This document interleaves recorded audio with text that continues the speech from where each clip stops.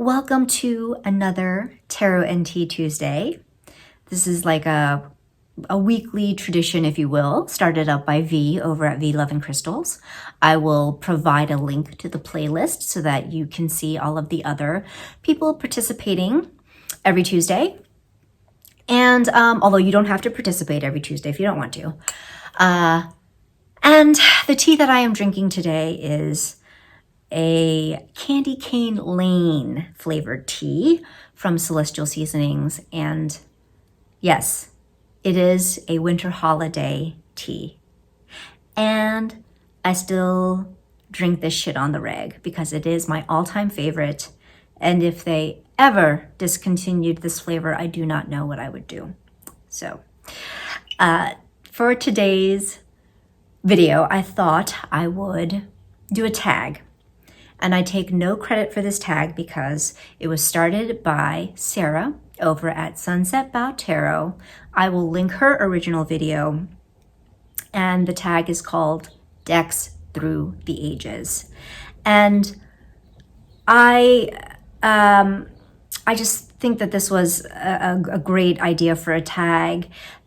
It's pretty simple. You just talk about the different decks that might have appealed to you during different stages of your life growing up. And so I don't have a huge selection. I will start with kind of like young childhood and then finish off during my grad school years. So as a young kid, I would say I was very much into fantasy genre. And anything that I watched or read was kind of like fantasy based. And one of my favorite movies during that time is The Last Unicorn. And it's based off a novel by Peter S. Beagle. And so the deck that would definitely have appealed to me during my childhood is The Last Unicorn Tarot. And this is such a beautiful deck. I think the artists really knocked it out of the park with this one. But this story and this movie just really resonated with me because, well, one, I loved unicorns as a kid. I loved magic and wizards and it just had all of those awesome elements in this story. And then on top of that, visually, this is the first time I'd ever seen an animation style that was more Asian inspired, because I do believe the animation company that did create the movie was a Japanese company. And so that was just really appealing. And I want to say this is maybe one of the first stories that I remember not having necessarily a happy ending. So just very, very nostalgic for me. Admittedly, I don't find this deck to be an easy reader, but it will always remain as a collector's item just because of the memories, of the nostalgia.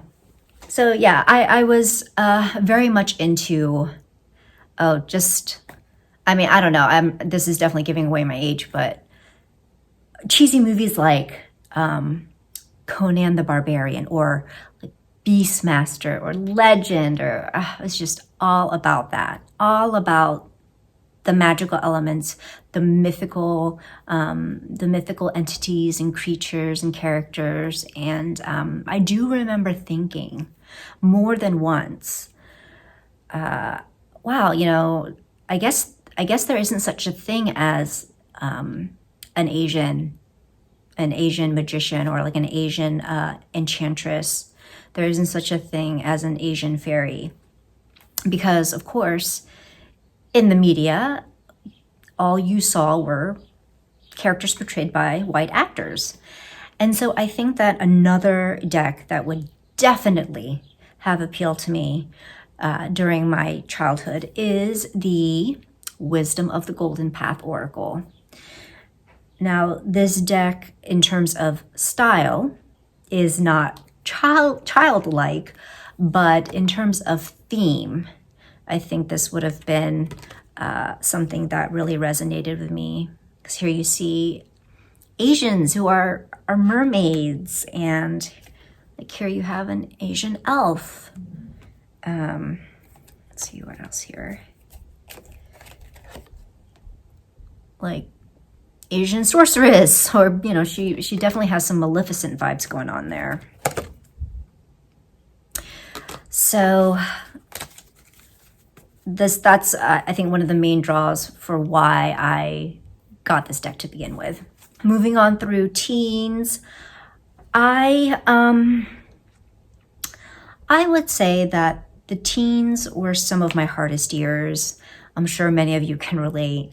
I was a very introverted, latchkey kid. So I definitely had a lot of feelings of loneliness and not quite feeling like I fit in anywhere, because I lived in Amish country, what's called Amish country, in Pennsylvania. I mean, so you can imagine it's very white in terms of demographic.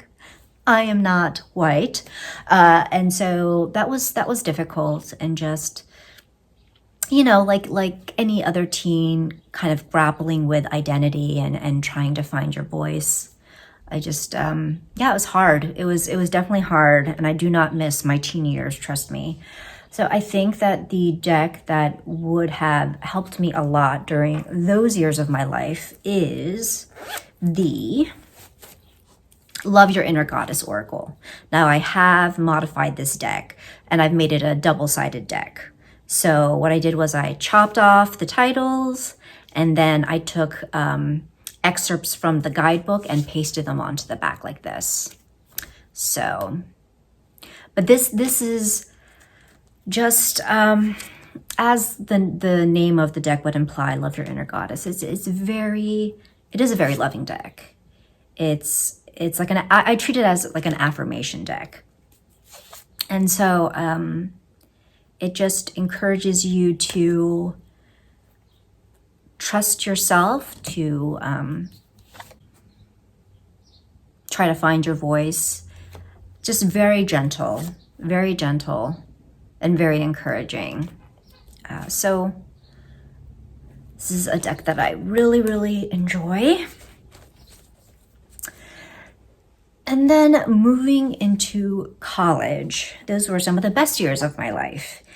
And, you know, those years were really defining for me, because that is where I found my voice. That is where I found my identity and became more comfortable with who I was. And a huge part of that was that I saw people around me that were of all different walks of life, from different backgrounds, you know, people of color. I'd never seen that before. Living in Amish country, never saw that before. But now I am living in a college town with 40,000 plus students, just all shades, right? You have Asians like me, East Asians, and you have West Asians, you have Black, Brown, Latinx, like you just have another European, people from different countries. It was just amazing. It was absolutely amazing.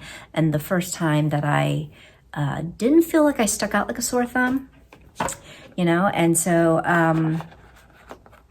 the deck that I feel would have appealed to me during my college years is the Lightseers Tarot. And I won't show you too much because you've already all seen it, but I do like how this deck is more diverse, and it reflects more of the world that we live in today, and certainly the people that I met when I was in college. Just being exposed to, people of different backgrounds and different cultures, it was really amazing.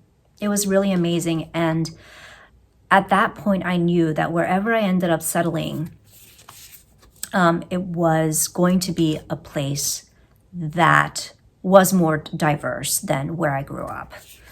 That was going to be one of my requirements for living in a certain area.